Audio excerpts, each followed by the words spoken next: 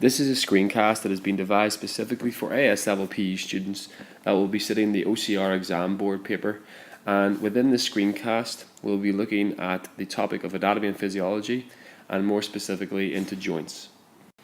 Like many other topics, the first thing that we must do when introducing something new is to start with a definition.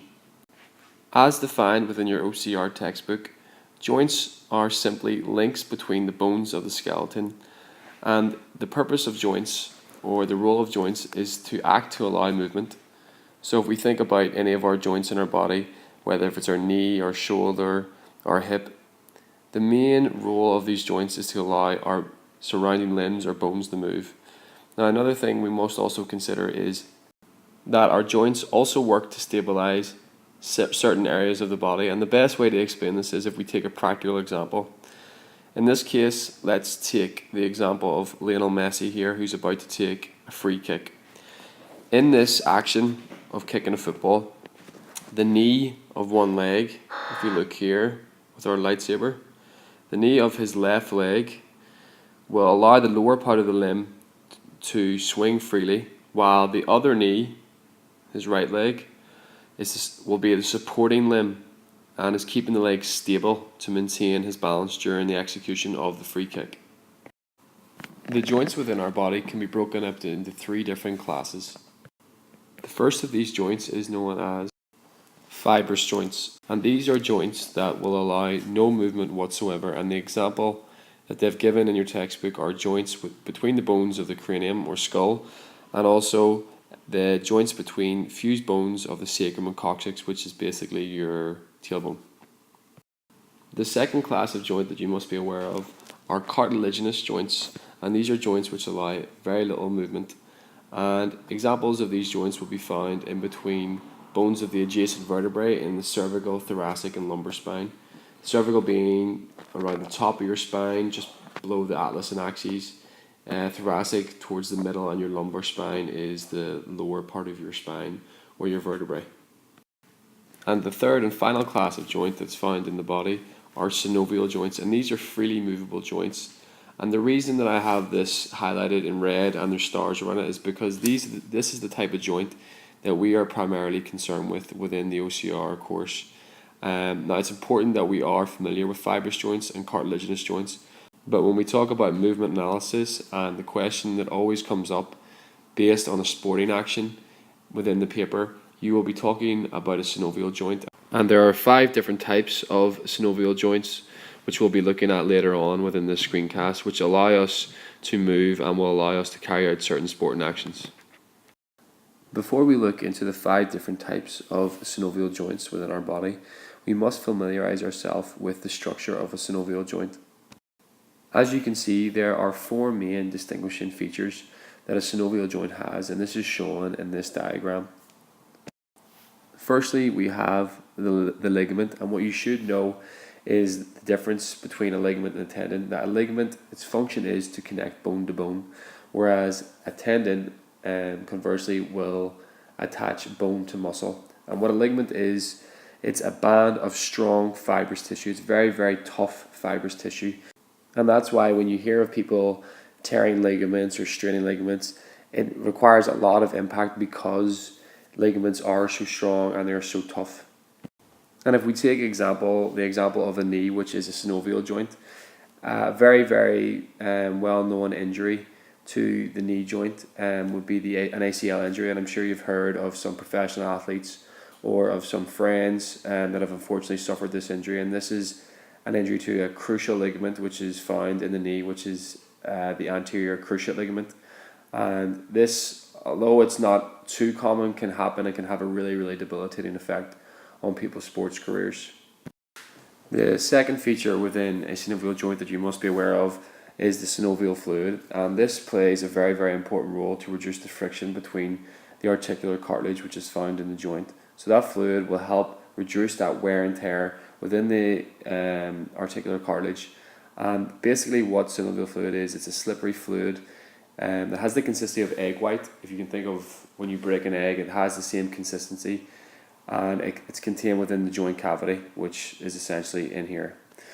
The third feature that we must look at is the articular cartilage. Now this is a very, very important feature as well, as it is used to absorb the shock and prevent friction between the ends of bones in the joint. So if we take, for example, a high impact sport like basketball or volleyball, soccer, where there might be some jumping involved or a lot of impact that might be put on the knee, the articular cartilage is crucial, because what that will do is that anytime that you jump and land, the articular cartilage will absorb the shock that comes through the ground into your knee, and that will prevent a lot of knee problems. And very often knee problems are caused by a breakdown of the articular cartilage, where it starts to be a bone on bone type of action, where it starts to grind against, in this case of the knee, the femur and the tibia.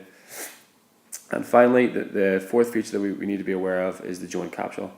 And the joint capsule is a tough fibrous tissue that has two layers, with the fibrous capsule lying outside the synovial membrane. And the function of the joint capsule is the fibrous capsule will help to strengthen the joint, while the synovial membrane lines the joint and secretes synovial fluid. So it's important to just be aware of these four distinguishing features, just in case they come up in a question in an exam. And this leads us on to the 5 types of synovial joints that you need to know for your exam. The first type of synovial joint that we're going to look at is the ball and socket joint. And the ball and socket joint is the two examples within the body are the shoulder and hip. And the reason that these joints are known as ball and socket is because if we look closely at, for example, the hip, at the top of the femur, we have it connected to the acetabulum of the pelvis.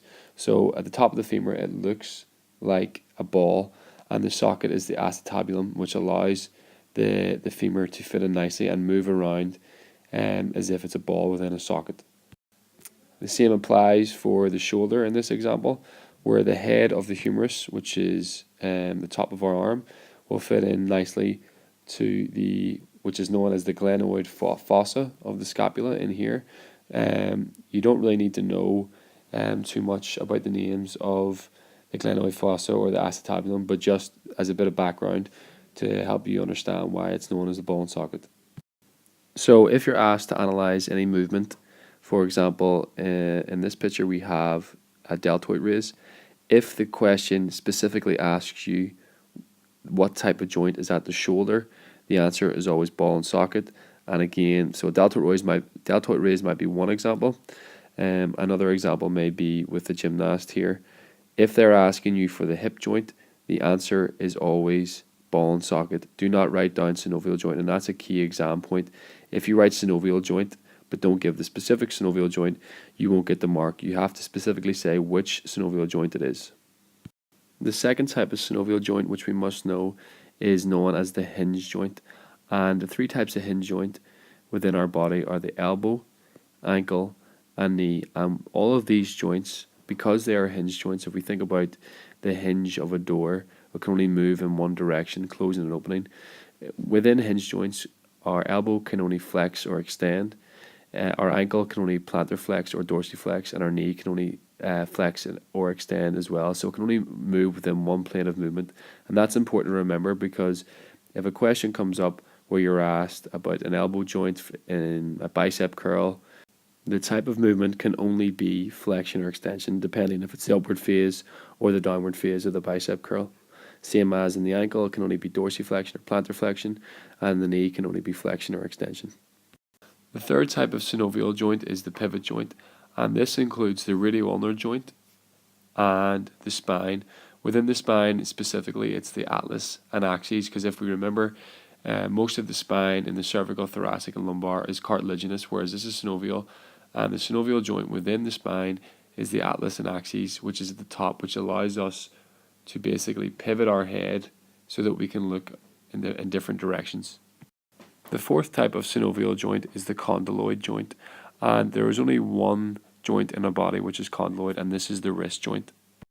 So if you're ever asked a movement analysis question, and I will do another screencast on the different types of movement and what joint allows those certain movements, but just within the condyloid joint, it's worth mentioning that because it's only the wrist, if there is an example of a basketball shooter or a netball shot or anything that just requires the wrist, it's always a condyloid joint. But remember, it is only a condyloid joint if they are asking you specifically for the wrist joint. Because if we take the example of the netball shooter here, if they were asking about the elbow joint, it would be a completely different movement and it would be a completely different joint as well. And the final synovial joint, which you must know, is the gliding joint. And the example of a gliding joint is the spine.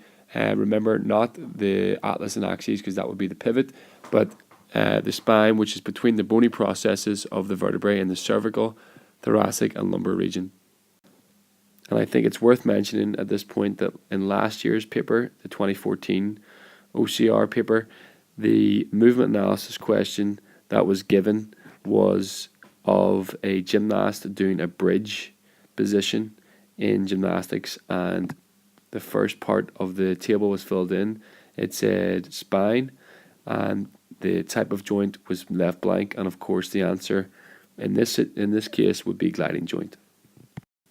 So to briefly recap what we've looked at in this screencast, we've looked at what joints are, the definition of joints.